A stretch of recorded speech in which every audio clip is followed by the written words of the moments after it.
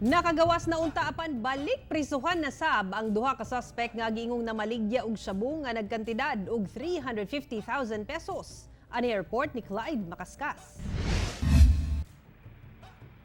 Balik Kulungan kining duha ka lalaking namaligya og gituwang shabu sa Cagayan de Oro City Huwebes sa gabii. Unang suspek na ilang si Manuel Dagook, kinsa kaniadto lang bulan sa September nakagawas.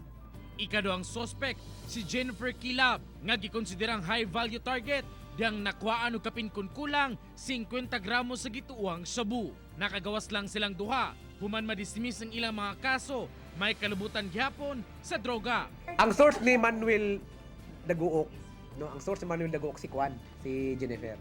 Ang source po ni Jennifer, wala pa nagisulti.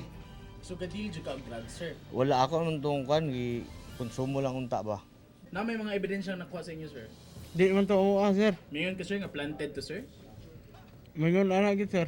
Gialigar sa mga dinakpan nga planted kuno ang mga ebidensya. Butang nga gihimakak sa kapulisan.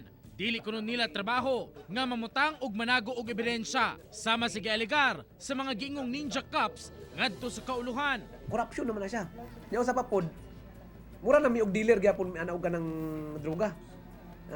It means to say nga dili na mo masuportahan ang kumpanya sa atong presidente, kumpanya sa Pilipinas nga mahimong drug free. Ang duha ka dinakpan mag-atubang karon sa kasong paglapas sa Dangerous Drugs Act of 2002. Pasalig sa kapulisan nga nagpabiling taas ang ilang moral, luyo sa ginatubang karong kontrobersya sa gingong mga ninja cops sa Senate inquiry.